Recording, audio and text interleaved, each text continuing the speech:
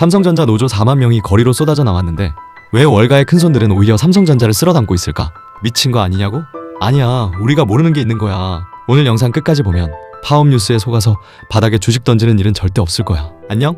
남들이 못 보는 경제의 이면을 분석하는 경제사냥꾼이야. 뉴스를 켜봐. 파업 임박, 30조 손실, 공급망 붕괴. 당장 삼성 팔아야 하나? 다들 이 생각뿐이야. 근데 아무도 안 알려주는 반전이 있어. 지금 메모리 반도체는 만들기만 하면 다 팔려. 재고가 1에서 2주치밖에 안 남았어.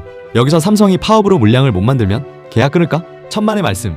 고객사들은 웃돈을 얹어서라도 사겠다고 줄을 서. 파업이 터지면 오히려 가격이 폭등하면서 삼성 이익이 더 커져. 악재가 아니야. 가격 인상에 핑계가 생기는 기회야. 이걸 모르고 공포에 주식 던지는 건 복을 발로 차버리는 거야. 이 구조를 알면 완전히 달라져. 똑같은 뉴스를 보고도 이건 기회다라고 판단할 수 있는 기준이 생기거든. 그래서 오늘 준비한 이야기는 딱 3가지야. 첫 번째, 삼성 수뇌부들의 성향을 분석해서 이 사람들이 노조랑 어떻게 끝낼 건지 타결 시나리오를 준비했고, 두 번째, 파업이 주가의 호재가 되는 역설의 구조를 숫자로 증명해줄게. 마지막으로 월가의 스마트머니가 지금 삼성전자를 쓸어담는 진짜 이유와 우리의 체크포인트까지 정말 중요한 내용들로 꽉꽉 채웠으니까 딱 집중해봐. 자, 먼저 무슨 일이 벌어지고 있는지부터 팩트로 짚어보자.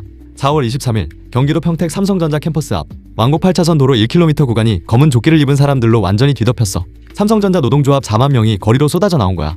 2024년 7월 삼성전자 역사상 첫 파업 때 모인 인원이 6천 명이었거든.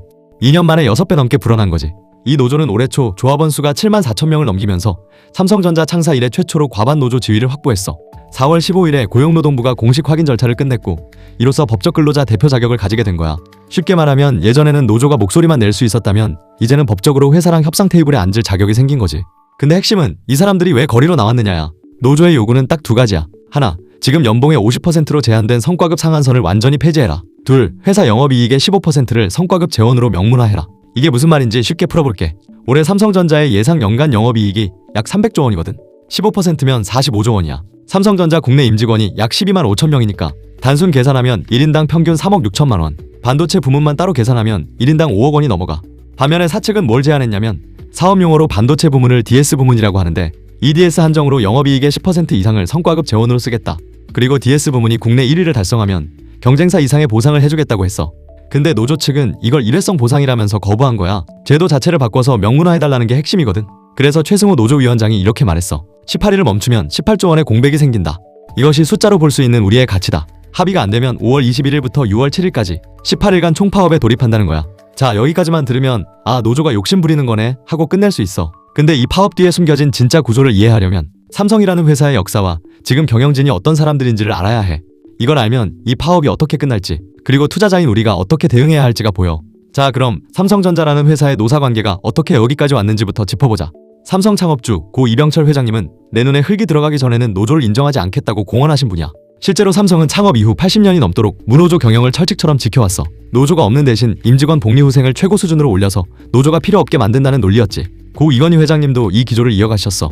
근데 이재용 회장 시대에 들어오면서 상황이 완전히 바뀌었지. 2020년 5월 6일 이재용 당시 부회장이 대국민 사과를 해 더 이상 삼성에서 무노조 경영이라는 말이 나오지 않게 하겠습니다. 노사법령을 철저히 준수하고 노동 3권을 확실히 보장하겠습니다.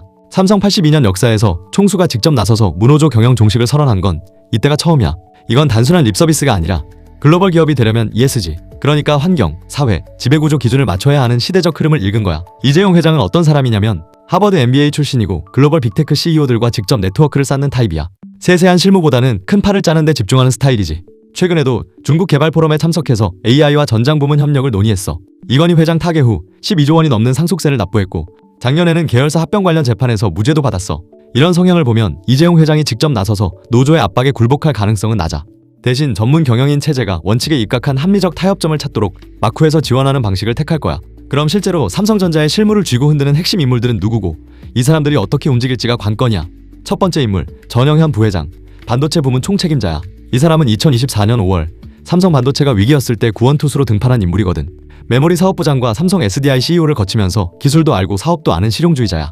2024년 가을 3분기 실적이 시장 기대에 못 미쳤을 때 이례적으로 대외 공개 사과를 한 전력이 있어. 문제를 피하지 않고 정면으로 부딪히는 스타일이라는 거지. 이번 파업에서도 전영현 부회장이 4월 하순 파업 예고 직전에 노조위원장들과 선제적으로 대면 대화를 제안했다는 보도가 나왔어. 이 사람이 타결의 열쇠를 쥐고 있어. 두 번째 인물, 경계현 사장, 미래사업기획단장이야. 이전에 DS 부문장으로서 초기 AI 붐을 이끌었던 인물인데 지금은 2030년 이후를 대비하는 차세대 기술 R&D를 책임지고 있어. 이 사람 입장에서는 미래 기술 투자 재원을 확보하는 게 최우선이거든. 노조가 요구하는 45조 원을 단기 성과급으로 다 써버리면 미래 기술 경쟁력을 잃는다는 논리로 경영진 내부에서 강경 노선을 밀 수 있어. 세 번째는 이사회야. 이사회 의장을 맡고 있는 신재윤 전 금융위원장은 글로벌 경제위기 극복 경험이 있는 관료 출신이고 김준성 사회이사는 30년 넘게 글로벌 금융시장에서 활약한 투자 전문가야. 이 사람들은 주주 자본주의 관점에서 움직여 400만 주주들의 이익을 지키는 게 이사회의 법적 책무거든. 노조가 요구하는 45조 원은 연간 주주 배당금 약 11조 원의 4배가 넘는 돈이야. 이걸 성과급으로 쓰는 걸 이사회가 승인할 가능성은 사실상 제로야. 그럼 이 파업이 결국 어떻게 끝날까? 이 사람들의 성향과 역학관계를 종합하면 시나리오가 보여.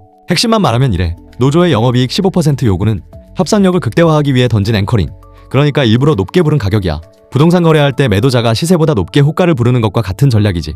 진짜 타결은 그 중간 어디에서 이루어져? 구체적으로 말하면 사측의 6.2% 임금 인상은 그대로 유지하되 노조가 가장 불만을 가졌던 불투명한 성과급 산정 방식. 이걸 경쟁사인 SK하이닉스처럼 영업이익 연동형으로 단순화해서 투명하게 바꿔주는 양보를 할 가능성이 높아. 노조 입장에서는 성과급 제도 투명화라는 상징적 명분을 얻게 되고 사측은 고정비 폭증은 막으면서 체면을 세워주는 거지. 여기에 대법원이 올해 1월에 성과급은 근로의 대가인 임금이 아니라 경영성과의 사후적 분배라고 판결한 것도 중요해. 이 판결 때문에 성과급을 이유로 한 파업의 법적 명분이 약해졌거든. 사측이 법원에 불법 파업 금지 가처분을 신청해 놓은 상태이기도 하고 결국 5월 말에서 6월 초 사이에 극적 타결이 나올 확률이 가장 높아. 그리고 바로 이 타결 시점이 투자자인 우리에게는 가장 중요한 변곡점이야. 왜냐면 타결되는 순간 시장을 짓누르던 가장 큰 불확실성이 사라지면서 주가가 튀어오를 수 있거든. 자, 그럼 여기서 진짜 중요한 게 뭔지 알아? 파업 자체보다 지금 메모리 반도체 시장이 어떤 상태인지가 핵심이야. 이걸 알면 파업이 왜 악재가 아니라 오히려 호재가 될 수 있는지가 보여. 결론부터 말할게. 지금 글로벌 메모리 반도체 시장은 완전히 매진된 상태야. 삼성전자, SK하이닉스, 마이크론 이 세 회사가 전 세계 메모리 반도체를 거의 다 만들어. 근데 2026년에 만들 HBM, 그러니까 AI에 들어가는 고대역폭 메모리랑 첨단 D램은 이미 100% 예약이 완료됐어. 추가 주문을 받고 싶어도 받을 수가 없는 거야. 지난번 반도체 슈퍼 상승장 영상에서도 말했지만 AI가 필요로 하는 메모리 양은 우리 상상을 초월해. 엔비디아의 차세대 AI 칩 베라 루빈 하나에 들어가는 HBM4 메모리가 최대 288GB야. 칩 하나에 들어가는 메모리가 일반 노트북 16대 분량이라는 거지. 이런 칩을 수천 수만 개씩 데이터 센터에 깔아야 하니까 메모리가 모자랄 수밖에 없어. KB증권에 따르면 4월 현재 메모리 재고는 1에서 2주 수준으로 역사적 저점이야. 주문 후 물건을 받기까지 걸리는 리드 타임은 역사상 최장 기록을 경신하고 있고 이 상황에서 삼성전자가 파업으로 공장 가동이 줄어들면 어떻게 될까? 보통 제조업에서 파업이 터지면 경쟁사가 물량을 채워가면서 시장 점유율을 뺏어가거든. 근데 지금은 그게 불가능해. SK하이닉스? 용인에 600조 원짜리 대형 클러스터를 짓고 있지만 1기 팹 클린룸이 가동되는 건 2027년 2월이야. 2026년에 부족분을 채울 수 없어. 게다가 엔비디아 랜드 플랫폼 양산 일정이 밀리면서 HBM4 출하 목표를 오히려 20에서 30% 하향 조정했어. 마이크론? 미국 아이다호에 새로운 첨단 팹을 짓고 있지만 D램 첫 양산은 2027년이야. 일본 히로시마, 대만 라인도 가동률이 포화 상태야. 결국 삼성전자가 파업으로 물량이 줄어들면 엔비디아도 구글도 애플도 대체할 곳이 없어. 경제학에서 말하는 완벽한 매도자 우위 시장이 완성되는 거야. 쉽게 말하면 물건을 파는 사람이 내가 아니면 안 팔아라고 할 수 있는 상황이지. 고객사들은 혹시 파업이 터져서 물건을 못 받을까봐 이미 패닉 바잉에 나서고 있어. 트렌드포스에 따르면 2026년 1분기 D램 현물 가격은 전분기 대비 60% 이상, 랜드는 70% 이상 폭등했어. DDR5 현물 가격은 2026년 중반까지 30에서 50% 추가 상승이 전망되고 이게 무슨 뜻이냐면 파업이 실제로 터지든 안 터지든 파업이 터질 수 있다는 공포 자체가 메모리 가격을 올리고 있다는 거야. 고객사들이 가격 저항을 포기하고 프리미엄을 얹어서라도 장기 계약에 서명할 수밖에 없거든. 결과적으로 삼성전자의 협상력이 극대화되면서 이익 마진이 더 커지는 구조야. 파업의 역설이지. 파업 위협이 곧 가격 인상의 합법적 명분이 되고 있는 거야. 근데 여기서 초보 투자자들이 가장 많이 헷갈려하는 지점이 생겨. 사냥꾼님, 파업으로 공장이 멈추면 물건을 못 만드는 건데 매출이 줄어드는 거 아닌가요? 그럼 주가가 빠져야 하는 거 아닌가요? 이게 바로 생산량과 수익성을 구분하지 못해서 생기는 오해야. 피자집으로 비유하면 매일 100판 굽던 피자를 파업 때문에 80판밖에 못 구운다고 치자. 근데 피자가 너무 귀해서 가격을 2배로 올릴 수 있어. 100판 곱하기 10,000원은 100만원이었는데 80판 곱하기 2만원은 160만원이 되는 거야. 20판 덜 팔았는데 매출은 60만원이나 더 벌리는 거지. 그리고 지금 삼성전자가 딱 이 구조야. KB증권에 따르면 올해 D램 가격은 전년 대비 250%, 랜드 가격은 187% 상승이 예상돼. 물량이 조금 줄어도 폭등한 가격이 그 손실을 몇 배로 상쇄하고도 남는 거야. 삼성전자 1분기 실적을 봐봐. 매출 133조 원, 영업이익 57조 2천억 원. 전년 동기 대비 영업이익이 755% 폭등한 거야. 창사 이래 분기 최대 실적이야. 그리고 이게 시작이야. KB증권은 2분기 영업이익을 77조 원으로 전망했어. 1분기 57조보다 더 커져. 연간으로는 335조 원, 내년에는 488조 원으로 글로벌 영업이익 1위 기업이 될 거라고 봤어. 목표 주가 36만 원. 애널리스트 36명 중 35명이 매수 의견이야. 평균 목표 주가는 약 27만 5천 원. 4월 23일 종가 기준 삼성전자 주가가 약 22만 5천 원이니까 최소 22%에서 최대 60% 상승 여력이 있다는 거지. 그리고 여기서 HBM4 얘기를 안 할 수가 없어. 이전 영상에서도 다뤘지만 HBM은 AI의 두뇌인 GPU 옆에 딱 붙어서 데이터를 초고속으로 전달하는 특수 메모리야. AI 성능의 문제점이 바로 이 메모리 속도에 달려있거든. 삼성전자가 올해 HBM4 6세대 고대역폭 메모리 양산에 세계 최초로 돌입했어. 처리 속도가 초당 11.7GB에서 최대 13GB. 엔비디아의 차세대 베라루빈 플랫폼에 이 삼성의 HBM4가 탑재돼. 거기다 HBM4 아래쪽에 붙는 로직 다이에 삼성의 4나노 파운드리 공정이 적용되면서 파운드리 단가까지 40에서 50% 올려받고 있어. 메모리도 벌고 파운드리로도 벌고 이중 수익 구조가 완성된 거야. 자, 그럼 투자자로서 지금 당장 뭘 확인해야 할까? 핵심 체크 포인트 딱 3가지만 짚어줄게. 첫 번째, 노사 협상 진행 상황이야. 5월 21일 파업 시작 예정일 전까지 타결 뉴스가 나오는지를 봐야 해. 전영현 부회장이 직접 나서서 성과급 산정 방식 변경을 제안하는 뉴스가 나오면 그게 타결의 신호탄이야. 타결되는 순간 불확실성 프리미엄이 사라지면서 주가가 튈 수 있어. 두 번째, 외국인과 기관의 수급이야. 이달 들어 외국인은 코스피에서 약 3.2조 원을 순매수했어. 특히 삼성전자와 SK하이닉스에 5조 원 넘게 집중 매수했거든. 개인 투자자들이 파업 뉴스에 불안해서 던지는 물량을 외국인과 기관이 저점에서 쓸어담고 있는 거야. 외국인 순매수가 3일 연속 이어지면 강한 매수 신호로 봐. 세 번째, 메모리 현물 가격 추이야. DDR5 현물 가격이 계속 상승하고 있는지, HBM 고정 거래가가 인상되고 있는지를 확인해. 가격이 계속 오르면 삼성전자의 2분기 실적 서프라이즈 가능성이 더 높아지거든. 물론 맹목적인 낙관은 금물이야. 리스크 요인도 객관적으로 체크하자. 리스크 하나, 파업이 예상보다 장기화될 경우야. 오늘 했던 분석은 노조가 예상된 파업만 진행했을 시라는 점이야. 반도체 공정은 24시간 365일 돌아가야 하는 극도로 정밀한 시스템이고 클린룸 환경 복구에만 최소 2에서 3일, 장비 클리닝과 수율 원상 복구까지는 수주에서 수개월이 걸릴 수 있어. KB증권도 자동화 라인 재가동까지 추가 2에서 3주가 소요될 수 있다고 지적했어. 리스크 둘, 국민 여론 악화야. 현재는 사실 삼성전자 주주들이 많아서 노조를 조금 미워하는 여론이 강세이긴 하지만 이게 만약 반전된다면 단순 국민 여론이 아니라 시장의 심리가 바뀔 수도 있어. 경제 사냥꾼도 항상 돈의 흐름과 함께 시장 심리를 강조하는 이유가 이거야. 아무리 잘 나가는 기업이라도 시장 눈밖에 난다? 어쩔 수 없다는 거지. 실제 평균 연봉 1억 5,500만 원인 삼성전자 직원들이 1인당 수억 원의 성과급을 요구하는 건 일반 국민 시각에서는 배부른 소리로 보일 수 있어. 실제로 집회 현장 옆에서 일하는 협력업체 건설 인부가 우리처럼 하루 벌어 하루 먹는 처지에서는 씁쓸하다고 말하기도 했거든. 리스크 셋, 사업부 간 내부 갈등이야. 반도체 부문은 사상 최대 이익을 내고 있지만 스마트폰이나 가전 부문은 영업이익률이 2에서 3%로 간신히 버티고 있어.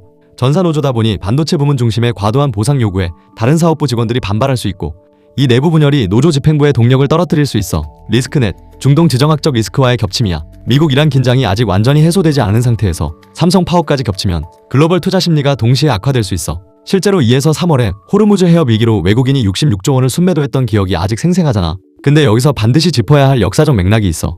2024년 7월 삼성전자 역사상 첫 파업이 터졌을 때를 복기해보면 당시 6,000명이 참여했고 뉴스가 난리였지만 실제 생산 차질은 미미했어. 왜? 반도체 라인은 고도로 자동화되어 있어서 핵심 인력 몇 %만 빠져도 라인 자체가 완전히 멈추진 않거든.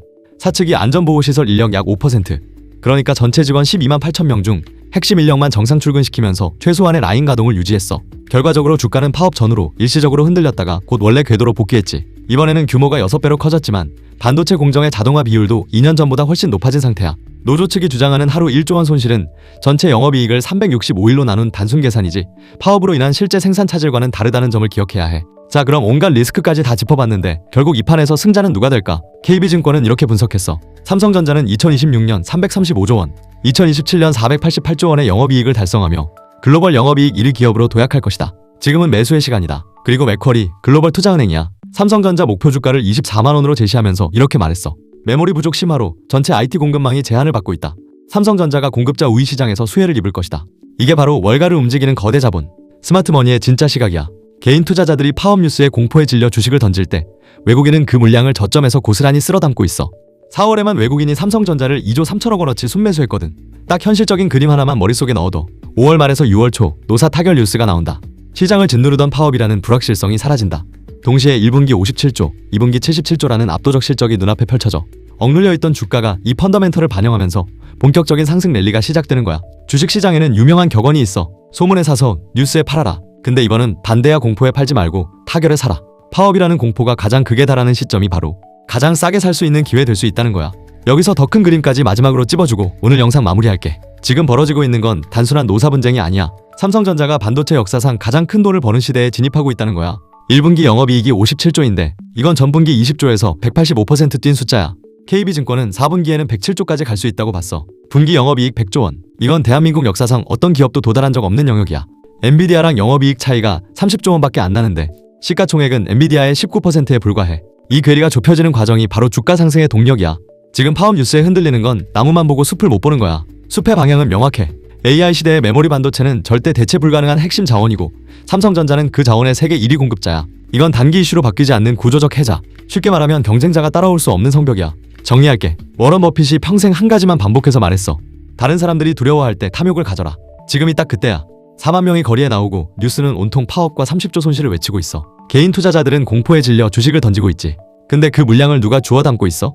외국인과 기관이야. 이 사람들은 파업 뉴스를 안 보는 게 아니야. 다 보고 있어. 보고도 사는 거야. 왜? 이 회사가 1분기에 57조를 벌었고 올해 300조를 넘길 거란 걸 알기 때문이야. 존 템플턴의 말도 떠올려봐. 강 세장은 비관 속에서 태어나고 회의 속에서 자라며 낙관 속에서 성숙하고 행복감 속에서 죽는다. 지금 삼성전자는 비관의 한복판이야. 파업, 지정학 리스크, 주주와 노조의 충돌. 근데 바로 이 비관이 다음 강 세장의 씨앗이라는 거지. 오늘 이거 하나만 기억해. 외국인 순매수가 3일 연속 나오면서 동시에 노사 타결 관련 긍정적 뉴스가 뜨는 순간 그게 바로 삼성전자의 다음 상승 랠리 시작점이란 거 꼭 잊지 말아줘. 오늘 이야기 진짜 도움됐다 싶으면 좋아요 한 번씩 시원하게 꼭 눌러주고 지금 투자하면서 제일 궁금한 것들 있어? 지금 바로 댓글에 적어줘. 경제사냥꾼이 직접 하나하나 댓글 다 확인하고 있으니까 밤새서라도 데이터 검증하고 분석해서 다음 영상으로 가져올게. 이렇게 경제사냥꾼 구독자들에게 도움되는 진짜 정보 하나도 빠짐없이 매일 전부 다 알려줄 거니까 경제사냥꾼 구독과 알림 설정 꼭 해두고 우리 진짜 다 같이 부자 되자.